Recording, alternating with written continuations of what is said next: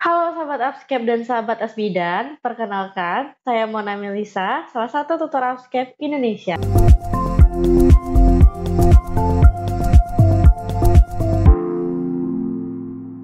Oke, pertama kita masuk ke dalam poin peran dan tugas bidan. Nah, sekilas peran dan tugas bidan ini terlihat sama, namun sebenarnya berbeda. Nah, di mana sih perbedaannya? Pertama, sebagai provider. Sesuai definisinya, provider kan artinya penyedia layanan. Artinya, bidan di sini berperan memberikan pelayanan KIA, baik secara langsung maupun tidak langsung.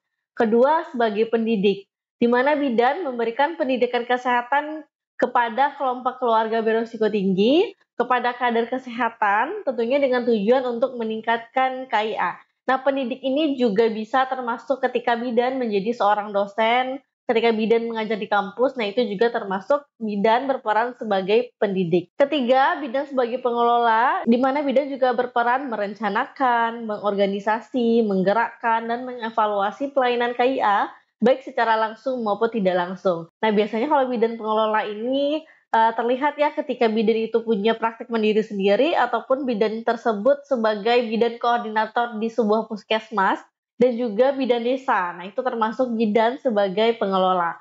Selanjutnya bidan sebagai konselor, di mana bidan berperan dalam memberikan konseling atau bimbingan tentang kesehatan ibu dan anak kepada keluarga, kader maupun masyarakat ya. Selanjutnya bidan sebagai advokat, di mana bidan memberikan informasi dan sokongan kepada seseorang sehingga mampu membuat keputusan yang terbaik. Nah, sebagai advokat di sini, bidan juga bisa menjadi perantara atau penyambung dari satu kebijakan ya dengan kebijakan yang lain. Maksudnya di sini misalnya ada masalah kesehatan ibu dan anak, di mana masalah tersebut bersinggungan dengan siswa SMP misalnya ya, tingginya angka anemia pada remaja perempuan. Sehingga untuk mengatasi masalah tersebut tentu kesehatan ya, bagian kesehatan atau bidang kesehatan harus berkolaborasi dengan bidang pendidikan. Nah, di sini bidan berfungsi untuk sebagai advokat ya, mengadvokasi program-program dari kesehatan terkait kesehatan ibu dan anak ataupun remaja perempuan kepada pendidikan. Lalu bidan berperan sebagai kolaborasi atau koordinasi, ya tentunya dalam kita menjalankan tugas sebagai seorang bidan, pasti di lapangan kita perlu berkolaborasi ataupun berkoordinasi dengan orang lain. Lalu bidan sebagai perencana, di mana bidan merencanakan pelayanan kebidanan dan berpartisipasi dalam perencanaan program pemerintah ataupun program di masyarakat. Selanjutnya bidan sebagai peneliti, tentunya bidan melakukan penelitian untuk mengembangkan pelayanan kesehatan ibu dan anak. Nah, tadi kita berbicara tentang peran bidan, selanjutnya kita berbicara tentang tugas bidan. Satu, memberikan penyuluhan tentang KIA, dua, membimbing serta dan membina rukun bayi, tiga, mengawasi kehamilan, empat, melayani persalinan normal termasuk letak sungsang pada multipara, dan bisa juga melayani persalinan dengan episiotomi tingkat 1 dan 2. Yang kelima, mengawasi pertumbuhan dan perkembangan bayi dan pra-anak sekolah. Yang keenam, memberikan obat dan vitamin serta pengobatan tertentu dalam bidang kebidanan. Oke, selanjutnya kita ke poin upaya dalam pelayanan kesehatan ibu dan anak. Tentunya upaya di sini adalah upaya bidan dalam pelayanan kesehatan ibu dan anak di komunitas itu seperti apa aja sih? Pertama, penempatan bidan di desa. Tujuannya meningkatkan mutu dan pemerataan pelayanan dalam rangka menurunkan angka kematian bayi (AKB) serta meningkatkan kesadaran masyarakat untuk berperilaku hidup sehat. Yang kedua, pemberdayaan keluarga dan masyarakat menggunakan buku KIA yang berisi informasi penting bagi ibu hamil dan anak. Yang ketiga, program perencanaan persalinan dan pencegahan komplikasi atau P4K ya, kita mengenalnya seperti itu, di mana itu merupakan suatu kegiatan yang difasilitasi oleh bidan di desa dalam rangka meningkatkan peran aktif suami, keluarga, dan masyarakat dalam merencanakan persalinan yang aman dan persiapan menghadapi komplikasi bagi ibu hamil. Selanjutnya, peran bidan di komunitas terhadap perilaku selama kehamilan. Pertama, tentu KIE tentang menjaga kehamilan, seperti ibu harus ANC teratur ya, harus konsumsi makanan yang bergizi, batasi aktivitas fisik, tidak perlu pantang makan. Yang kedua, KIE tentang segala sesuatu yang sudah diatur oleh Tuhan Yang Maha Esa, maksudnya di sini adalah mitos yang tidak benar itu ya udah ditinggalkan aja, ya kan? Banyak tuh mitos-mitos di masyarakat yang bilang ibu hamil nggak boleh ini, ibu hamil nggak boleh itu. Nah, kalau nggak bertentangan dengan agama dan tidak bertentangan dengan kesehatan, ya udah jangan dilakukan, ditinggalkan aja. Yang ketiga, pendekatan kepada tokoh masyarakat untuk mengubah tradisi negatif atau berpengaruh buruk terhadap kehamilan. Empat, bekerja sama dengan dukun setempat. Yang kelima, KIE tentang tempat persalinan, proses persalinan, perawatan selama dan pasca persalinan. Selanjutnya yang keenam, KIE tentang hygiene personal dan hygiene persalinan. Tadi peran komunitas di kehamilan, sekarang peran komunitas selama persalinan. Satu, memberikan pendidikan pada penolong persalinan mengenai tempat persalinan, proses persalinan, perawatan selama dan pasca persalinan. Yang kedua, memberikan pendidikan mengenai konsep kebersihan baik dari segi tempat dan peralatan. Yang ketiga, bekerja sama dengan penolong persalinan atau biasanya itu masih banyak ya di daerah-daerah yaitu bersalin dengan dukun dan dengan tenaga kesehatan setempat. Lalu peran bidan di komunitas terhadap perilaku masa nifas dan bayi baru lahir. Yang pertama, KIE tentang perilaku positif dan negatif. Maksudnya, setelah bersalin dan perawatan bayi baru lahir itu apa aja yang dianjurkan dan apa aja yang tidak dianjurkan. Yang kedua, memberikan penyuluhan bahwa sebenarnya makanan itu nggak ada pantangan ya. Maksudnya ibu menyusui, ibu nifas itu boleh makan apa aja. Yang ketiga, memberikan pendidikan tentang perawatan bayi baru lahir yang benar dan tepat ya. Meliputi pemotongan tali pusat, membersihkan atau memandikan, menyusukan, menjaga kehangatan.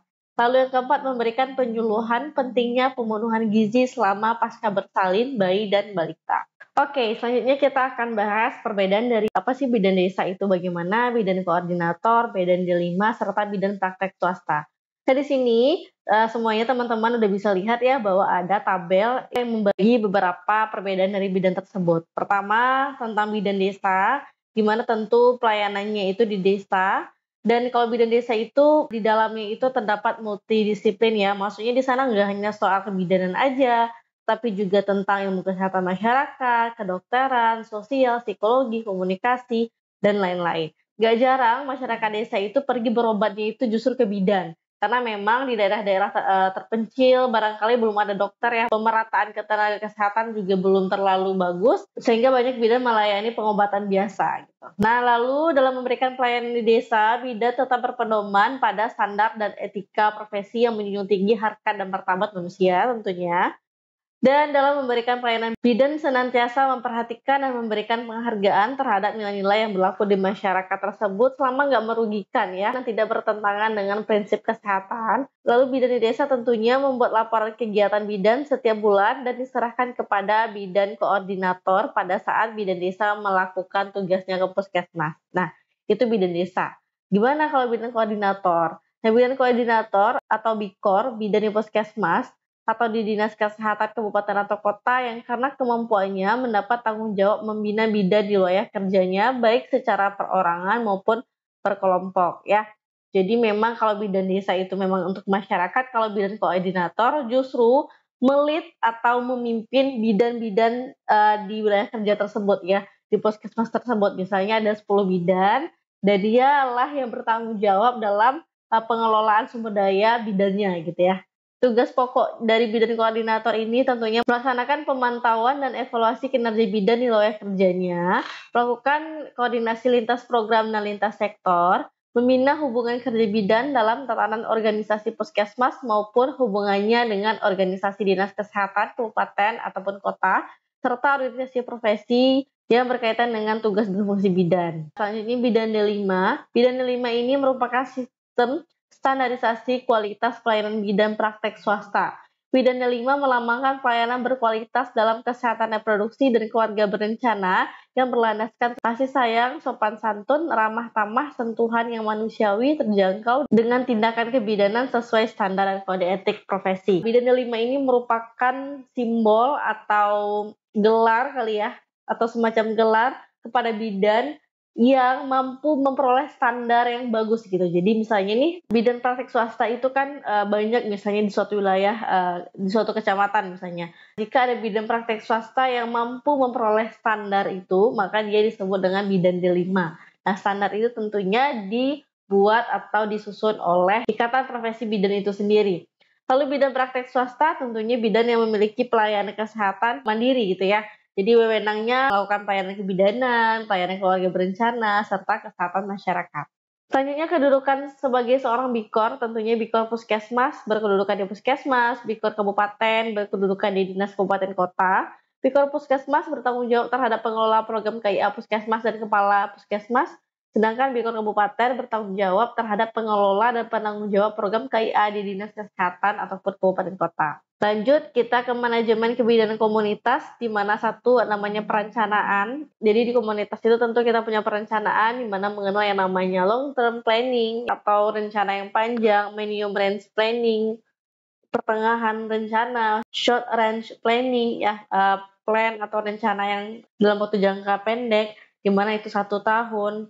Lalu kita mengenal namanya master plan, ya rencana induk, ya di mana itu menitik beratkan pada kebijakan organisasi.